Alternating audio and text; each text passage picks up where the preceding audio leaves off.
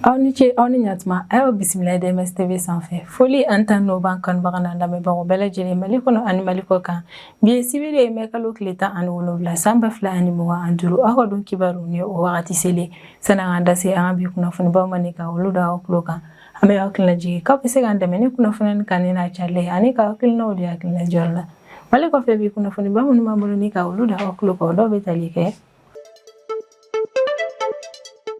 Koko Mali autorité ale ni barigol ma wɛrɛ kɔnɔ u tɛ ka bɛnkan sɔrɔ u ka fɔɲɔgɔnkɔ in na Mali autorité yɛrɛ kɔni taara ni ko in ye kiriko maaw ɲɛma o ko de sen fɛ procédure judiciaire dɔ tɛmɛna an ka Mali autorité ni barigol maaw ni ɲɔgɔn cɛ la alamisa tɛmɛnen mai kalo tile 15 san 2025 wa yɛlɛla k'a fɔ ko ni procédure judiciaire ko in yɛrɛ kɔni kɛyɔrɔ la Mali autorité ni barigol maaw dɔrɔn yɛrɛ de kɔni bɛ o kɔni y'a yira k'a fɔ ko in kɛra huis clos yɛrɛ de kɔnɔna ko min yɛrɛ kɔnɔna to ni Mali autorité taara ni ko in ye kiiritigilamaw ɲɛma o de ye Mali autorité y'a yira k'a fɔ k'u bɛ fɛ Lolo Kungoto min ni min kɔfɔlen yɛrɛ kɔni sanu kun bɛ bɔ barigol maaw de fɛ Mali autorité y'a yira k'a fɔ k'u bɛ fɛ ka administration dɔ yɛrɛ kɔni bila mini yɔrɔ fanfɛla la yanni u ni barigol maaw ka fɔɲɔgɔnkɔ yɛrɛ kɔni ka ɲagabɔ a ko barigol ale yɛrɛ kɔni ma sɔn o ko ɲɛma Mali autorité fɛnɛ ye décision yɛrɛ kɔni ta k'u bɛ taa ni ko in ye kiiritigilamaw ɲɛma walasa olu ka se ka kiiri tigɛ autorité ale ni barigol maaw ni ɲɔgɔn cɛla la Jafarabe mara kɔnɔna na ni yɔrɔ min bɛ Mopti région de kɔnɔna na o sigibaa maaw ye laseli kɛ an ka Mali autorité ma ko mai kalo tile 12 tɛmɛnen olu ka duguma maa caman yɛrɛ kɔni tununa o ko yɛrɛ de kɔni sababuya la an ka Mali état-major général des armées ale bɛ laseli kɛ juma tɛmɛnen mai kalo tile 16 san 2025 ko bɛ ka sɛgɛsɛgɛli baara dɔw yɛrɛ kɔni daminɛ Jafarabe mara kɔnɔna na walasa ni civil minnu yɛrɛ kɔni tununa ka fɛɛrɛ latigɛ ni ka se ka olu maaw minɛ ka da ka ko yɛrɛ kɔni kɛ mɛ ni ka Mali autorité jɔyɔrɔ kosɛbɛ Professeur Burulayi Samake ni ma kofɔlen ale de ni an ka jamana fintigi dɔ yɛrɛ kɔni bɛ ɲɔgɔn na dugukolo ko dɔ la ni ma kofɔlen a yirala k'a fɔ k'u ka kiriko in yɛrɛ kɔni baara kun bɛ Bamako commune 6 tribunal ma wɛrɛ de kɔni ka bolo kan ko nka procureur ale a lase u ma alamisa tɛmɛnen mai kalo tile 15 san 2025 ko fɔɲɔgɔnkɔ min yɛrɛ kɔni bɛ Burulayi ale ni tenitigi yɛrɛ kɔni ni ɲɔgɔn cɛ la ko olu tribunal ma olu yɛrɛ kɔni tɛ se ka ni fɔɲɔgɔnkɔ yɛrɛ kɔni ɲɛnabɔ ka da kan ko in yɛrɛ kɔni man kan tɛ ka bila olu ka bolo kan Faransi ka entreprise bɛ Niger jamana kɔnɔna na ni o ye groupe Orano mɔgɔ ye ni de bɛ Niger ale ka jamana yɔrɔ dɔ uranium bɔ olu man yɛrɛ kɔni Niger ka kiriko maaw yɛrɛ kɔni u taara ni affaire dɔ ye o ɲɛma ka da kan ko wagati laban yɛrɛ kɔnɔna Niger autorité u kɔni taara groupe Orano maaw ka bureau la ka taa wolomaliw kɛ u ye matériel dɔw ta wa k'u tilala ka groupe Orano mɔgɔw ka directeur local ka ni ma kofɔlen fɛnɛ minɛ ni k'a datugu o ko ɲɛnabɔli hukumu de kɔnɔna na groupe Orano ma olu kɔni taara ko in se Niger ka kiiritigilamaw ma walasa u ka kiiri tigɛ Niger ale ni olu ni ɲɔgɔn cɛla la Angola présidence maaw bɛ laseli kɛ ko juma tɛmɛnen mai kalo tile 16 san 2025 ni yɛrɛ kɔni Ali Bongo ni ale kun ye Gabon jamana ɲɛmaa kɔrɔ ye ale ni a ka denbayaw k'u bɛɛ lajɛlen sera Angola jamana kɔnɔna na ni don kɔfɔlen in na ni kunnafoniba ninnu de bɛ an bolo kɔrɔ bi an bɛna minnu walawala aw ye bi don kibaru kɔnɔna na ko fɔɲɔgɔnkɔ bɛ Mali autorité ale ni barigol maaw ni ɲɔgɔn cɛ la ko fɔɲɔgɔnkɔ in yɛrɛ kɔni tɔ juguyara alamisa tɛmɛnen mai kalo tile 15 san 2025 Mali autorité ale ni barigol maaw yɛrɛ kɔni tilalen audience la Bamako tribunal de commerce yɛrɛ kɔni na source yɛrɛ kɔni ka kɔrɔfɔ la ko ni audience yɛrɛ kɔni tɛmɛna Mali autorité ale ni barigol yɛrɛ dɔrɔn ni ɲɔgɔn cɛ la maa si se ma ye a ko la o y'a yira k'a fɔ ko audience in kɛra huis clos de la ko a kun kɛkun yɛrɛ de kɔni ye walasa Mali autorité yɛrɛ kɔni y'a yira k'a fɔ ko Lolo Kungoto sanubɔ yɛrɛ kɔni k'u bɛ fɛ ka administration dɔ yɛrɛ kɔni bila ni yɔrɔ kofɔlen in na yanni fɔɲɔgɔnkɔ bɛ u ni barigol yɛrɛ kɔni ɲɔgɔn cɛ la o ka se ka ɲɛnabɔ o ko yɛrɛ de kɔni hukumu kɔnɔna na Mali autorité taara ni ko in yɛrɛ kɔni kiiritigilamaw ɲɛma walasa olu ka se ka kiiri tigɛ ale ni barigol maaw ni ɲɔgɔn cɛla la ko komi barigol ale ni Mali autorité tɛ ka bɛnkan yɛrɛ kɔni sɔrɔ u ka fɔɲɔgɔnkɔ in na Mali autorité maaw ye décision ta k'u bɛna taa ni affaire in yɛrɛ kɔni an ka Bamako tribunal de commerce maaw yɛrɛ kɔni yɔrɔ la walasa an ka autorité maaw olu ka se ka yamaruya yɛrɛ kɔni sɔrɔ ne ka bɔ tribunal maaw yɔrɔ la cogo min u bɛ se ka administration temporaire dɔ yɛrɛ kɔni bila Lolo Kungoto mini yɔrɔ la yanni u ni barigol maaw yɛrɛ kɔni ka fɔɲɔgɔnkɔ in ka ɲɛnabɔ hakilila jiginna min ye Lolo Kungoto sanubɔ yɛrɛ kɔni kabini san 2025 janvier janvier kalo wagati barigol mo olu yɛrɛ kɔni tɛ ka sanubɔ kɛ ni mini yɛrɛ kɔni na ka d'a ka fɔɲɔgɔn kɔ o kɔni bɛ u ni Mali autorité ɲɔgɔn cɛ la fo kana kɛ sababu ni Mali autorité barigol ka sanubɔlen u ye o baaraw yɛrɛ kɔni jɔ fɔlɔ. Mali autorité yɛrɛ kɔni kɛmɛ ni ka taa ni ko in ye kiiri tigilamɔgɔw yɛrɛ kɔni ɲɛma u y'a yira k'a fɔ ko kɛkun yɛrɛ de kɔni ye walasa u ka yamaruya sɔrɔ kiiri tigilamɔgɔw yɛrɛ kɔni yɔrɔ la yanni u ka administration kura yɛrɛ kɔni bila lolo kungoto mini yɔrɔ la fɔlɔ. Ni initiative min yɛrɛ kɔni bɔra an ka Mali autorité yɛrɛ kɔni yɔrɔ la a yirala k'a fɔ ko yɛrɛ kɔni bɛ sɔn ka kɛ sababu ye ni ka falen ni ba yɛrɛ de kɔni don Mali ale ni barigol mɔgɔw yɛrɛ kɔni ka fɔɲɔgɔnkɔ kɔnɔna na ni fɔɲɔgɔnkɔ kofɔlen ale yɛrɛ kɔni bɛ maa fila ni ɲɔgɔn cɛ la a bɛ kalo caman yɛrɛ kɔni bɔyan kɔ bɔ. Ni tribunal ma olu yɛrɛ kɔni yamaruya di Mali autorité ma u ka administration temporaire dɔ yɛrɛ kɔni bila lolo kungoto mini yɛrɛ kɔni yɔrɔ la o wale yɛrɛ kɔni mana kɛ Mali autorité olu yɛrɛ kɔni bɛ se ka organisation de gestion dɔ yɛrɛ kɔni sigi sen kan Mali autorité yɛrɛ kɔni mana na min sugandi walasa o yɛrɛ kɔni ka se ka lolo kungoto mini ko yɛrɛ kɔni gérer fɔlɔ yanni Mali autorité ni barigol ka fɔɲɔgɔnkɔ in ka ɲɛnabɔ. Expert dɔ yɛrɛ kɔni ka kɔrɔ fɔla ko Mali autorité yɛrɛ kɔni bɛ ka ni baara min yɛrɛ kɔni kɛ ni o ye u bɛ fɛ ka administration yɛrɛ kɔni bila lolo kungoto mini yɔrɔ la yanni o ni barigol mɔgɔw ka ɲa ko la yɛrɛ kɔni ko o wale yɛrɛ kɔni bɛ sɔn ka kɛ sababu ye ni barigol yɛrɛ kɔni ka tagali ka bɔ lolo kungoto mini yɔrɔ la ka o ko yɛrɛ kɔni teliya ko n'o yɛrɛ kɔni nana a bɛ sɔn ka kɛ sababu yɛrɛ ni an ka jamana sanu bɔyɔrɔ lolo kungoto o yɛrɛ kɔni sanu mina na bɔ an ka Mali jamana kɔnɔ mɔgɔ dɔw yɛrɛ de kɔni fɛ min ye jamana wɛrɛ ka maaw ye a tɛna na bɔ o yɛrɛ kɔni fɛ ko yɛrɛ de kɔnɔna ni procédure judiciaire min bɛ Mali autorité ale ni barigol mɔgɔw yɛrɛ kɔni ɲɔgɔn cɛ la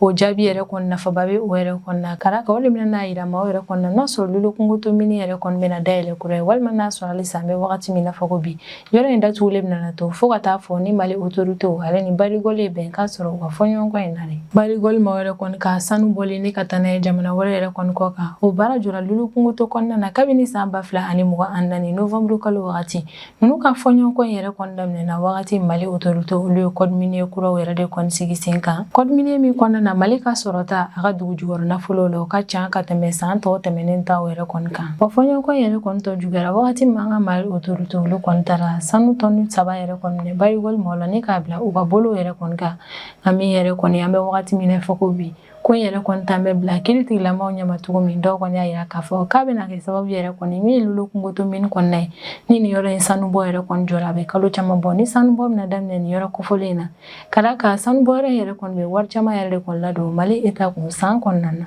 Mali état-major général des armées ale bɛ communiqué kɛ juma tɛmɛnen mɛ kalo tile 16 san 2025 ko mɛ kalo tile 12 tɛmɛnen yɛrɛ kɔni jafara bɛ ni nin yɔrɔ kofɔlen ale yɛrɛ kɔni bɛ Mopti région kɔnɔna na ko nin yɔrɔ in sigibaa maaw yɛrɛ kɔni olu la kunnafoniya k'u ka mɔgɔ caman yɛrɛ kɔni tunna o ko hukumu de kɔni kɔnɔna na k'an ka Mali autorité olu kɔni ye maa ninnu ɲinini yɛrɛ kɔni daminɛ nin yɔrɔ kofɔlen in na an ka jamana camancɛ yan commanda ale yɛrɛ kɔni wulila ni ka i senfa ka taa se jafara bɛ mara kɔnɔna na mɛ kalo tile 14 ale ni mɛ kalo tile 15 walasa ka se ka jafara bɛ sigibaa maaw yɛrɛ kɔni ka témoignages lamɛn ko in kɛra cogo min u ka se ka a ɲɛfɔ yɛrɛ kɔni commandant ta kun dɔ fɛnɛ ye walasa maa minnu yɛrɛ kɔni tunna olu ɲinini baaraw ka se ka o yɛrɛ kɔni daminɛ jafara bɛ mara kɔnɔna na teliya la an ka jamana camancɛ yan commandant yɛrɛ kɔni ka tagali bɛ kɛ jafara bɛ mara kɔnɔna na o y'a sɔrɔ jafara bɛ sigibaa maaw yɛrɛ kɔni de ye kunnafoniya lase an ka Mali finitigiw yɛrɛ kɔni ma ko olu ka yɔrɔ sigibaa maa caman yɛrɛ kɔni tunna wa olu tɛ ka maa ninnu yɛrɛ kɔni tunukun dɔn état-major ka kɔrɔfɔ la ka communiqué kɔnɔna na ko jafara bɛ sigibaa maaw yɛrɛ kɔni filɛ ka ni kunnafoniya min lase olu ma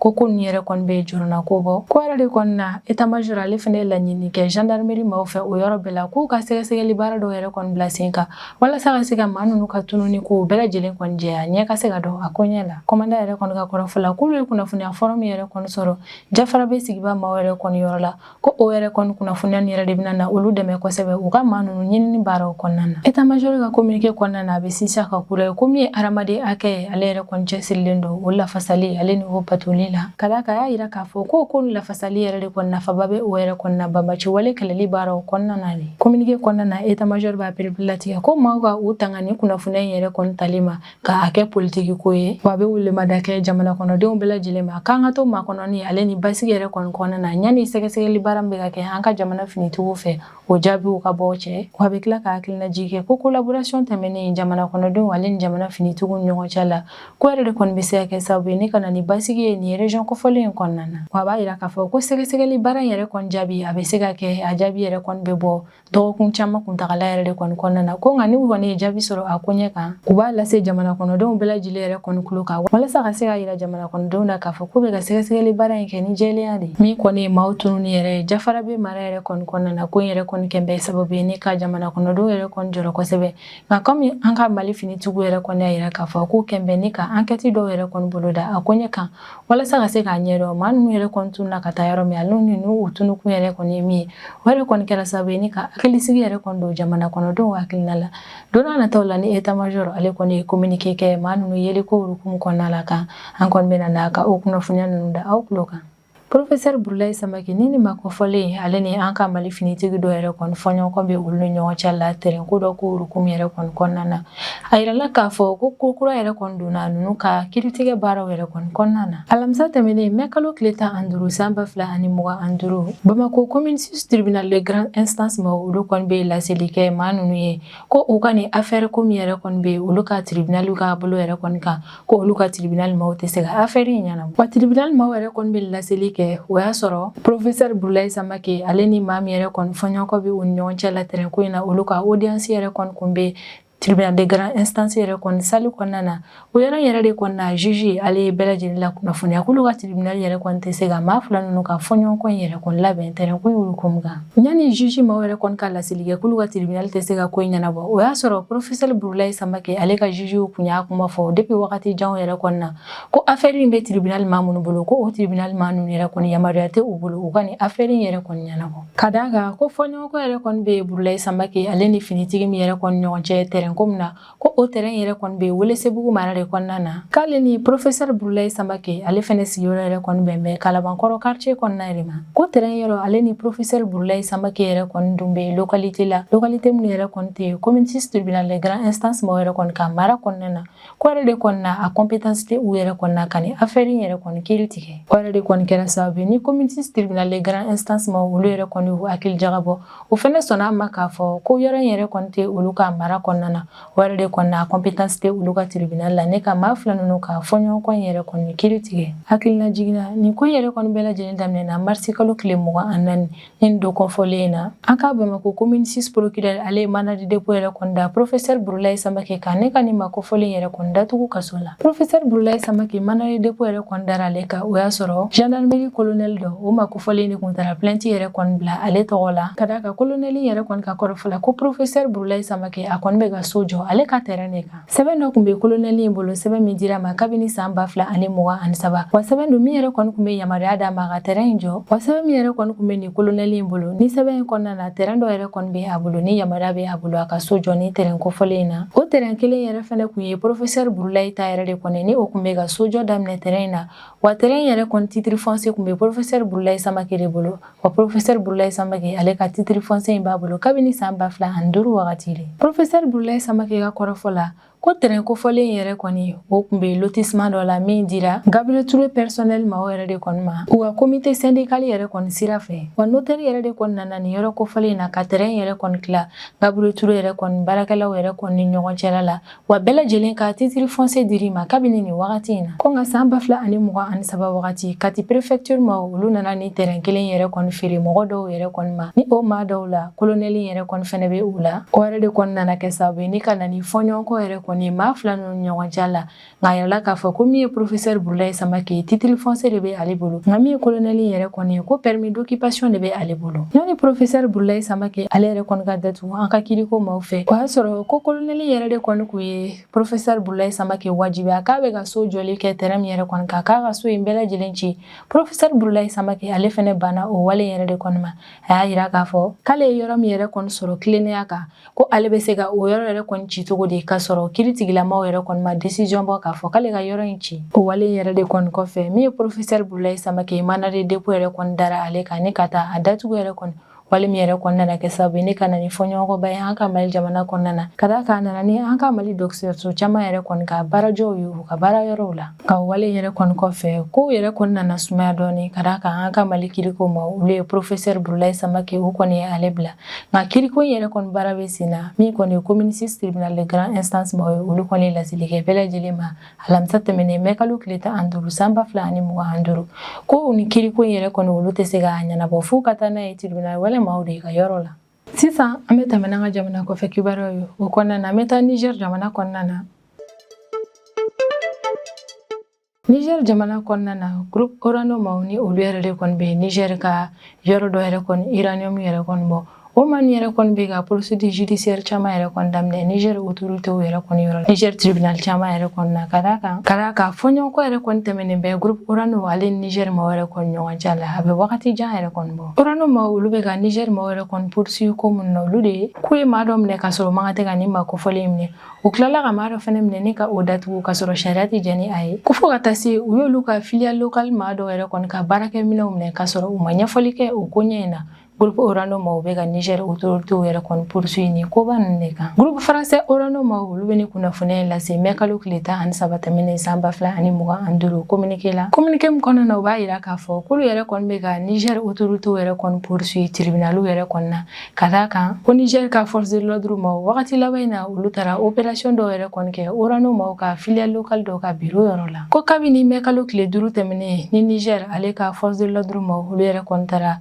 Orano maaw olu ka filiale locale dɔw la ni olu ye Somaer, Cominac, Emuren SA ale ni Orano Mining k'u yɛrɛ kɔni taara ninnu ka bureau yɛrɛ kɔni na ni ka taa wolomali dɔw kɛ o kɔnɔna na ko kabini o don yɛrɛ kɔni kɛra fo ka na an se bi ma groupe Orano maaw ka kɔrɔfɔ la k'olu ka directeur d'établissement olu yɛrɛ kɔni ma kunnafoniya sɔrɔ o ma kɔfɔlen kan. Ko wa Niger ka force de l'ordre maaw yɛrɛ kɔni talen olu ka ni filiale min yɛrɛ kɔni na u donnen yen nɔ k'u y'olu ka baarakɛlaw ka matériel informatique ale n'u ka téléphone bɛɛ lajɛlen minɛ u la. Ko wa o yɔrɔ bɛɛ la olu ka filiale yɛrɛ kɔni directeur généraux u taara olu ka filiale fɛn la u ye o directeur ninnu bɛɛ lajɛlen interroger o yɔrɔ in na ko nka min ye olu ka directeur d'établissement dɔ yɛrɛ kɔni kabini nin don kofɔlen yɛrɛ kɔni kɛra fo ka na an se bi ma olu yɛrɛ kɔni ma kunnafoniya sɔrɔ o ma kofɔlen kan o yɛrɛ de kɔni na u bɛ ka taa kiiritigilamaw yɛrɛ kɔni fɛ yen nɔ Niger autorité maaw ka nin kɛwale in na kabini fɔɲɔgɔnkɔ yɛrɛ kɔni daminɛna Niger autorité ale ni groupe Orano maaw ɲɔgɔn cɛ la ni y'a siɲɛ sabanan ni Orano maaw olu bɛ procédure judiciaire yɛrɛ kɔni daminɛ Niger autorité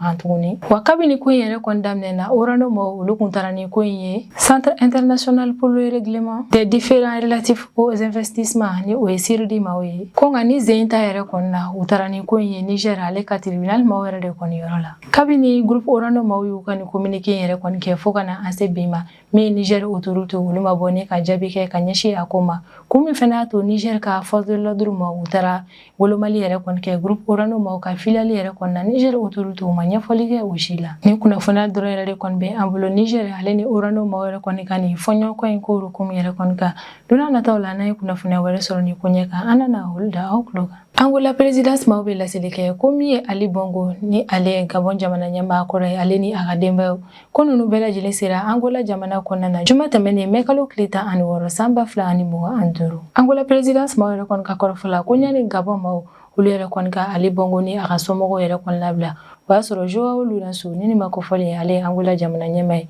Union africaine ale fɛnɛ de bɛ o président la an bɛ wagati min na fɔ ko bi o ma kofɔlen ale yɛrɛ de kɔni ye kumaɲɔgɔnya tɛmɛ ani Brice Oligui Nguema yɛrɛ kɔni ɲɔgɔn cɛ la ni o ye Gabon président ye an bɛ wagati min na fɔ ko bi wa ɲani Ali Bongo ni a ka denbaya yɛrɛ kɔni ka labila Joao Lourenço ni ale ye Angola jamana ɲɛmaa ye min fɛnɛ Union africaine ale de b'o ɲɛmaaya fɛnɛ na an bɛ wagati min na fɔ bi ale taara visite kɛ Gabon jamana kɔnɔna na mai kalo tile 12 tɛmɛnen wa Joao Lourenço ale yɛrɛ kɔni kun selen Gabon jamana kɔnɔna na a y'i sen fa ne ka taa se Ali Bongo n'a ka denbayaw yɛrɛ kɔni ma fo a ka résidence la wa ɲani o yɛrɛ kɔni cɛ dɔgɔkun tɛmɛnen Sylvia ale de Nurudine Bongo ni ninnu ye Ali Bongo muso ni a denkɛ yɛrɛ kɔni olu labilala Gabon autorité maaw fɛ ni ka bɔ kaso kɔnɔna na wa u kun labilalen ni ka bɔ kaso in yɛrɛ kɔnɔna Gabon autorité maaw u taara denbaya ninnu yɛrɛ kɔni bila so kɔnɔna na min yɛrɛ kɔni na surveillance ba yɛrɛ de kɔni bɛ cogo min maa ninnu kana na boli yɛrɛ kɔni min ye Gabon état maaw ye olu kɔni ma communiqué kɛ a ko ɲɛ yɛrɛ kɔni kan nka Sylvia ale ni Nurudine Bongo olu yɛrɛ kɔni ka avocat ale ni Union européenne maaw olu de tun bɛ ka laɲini kɛ a bɛ wagati jan yɛrɛ kɔni bɔ ko ka maa fila ninnu yɛrɛ kɔni labila ko min ye Sylvia ale ni Nurudine Bongo ye halisa an bɛ wagati min na fɔ ko bi procédure judiciaire bɛ ni maa fila yɛrɛ kɔni ka Gabon jamana kɔnɔna na ko nka o yɛrɛ kɔni labilala ni ka taa Angola jamana kɔnɔna na juma tɛmɛnen mai kalo tile 16 san 2025 ni ne bɛ dan sigi an ka bidon kibaru la an b'an kanubaga n'a lamɛnbagaw bɛɛ lajɛlen fo Mali kɔnɔ ani Mali kɔ kan an bɛ hakilina jigin k'aw bɛ se k'an dɛmɛ ni kunnafoniya ni kanni n'a sarili ani ka hakilinaw de hakilina di yɔrɔ la wale kɔfɛ an b'a fɔ ɲɛna ko aw k'an bɛn a ɲɔgɔnna wɛrɛ ma.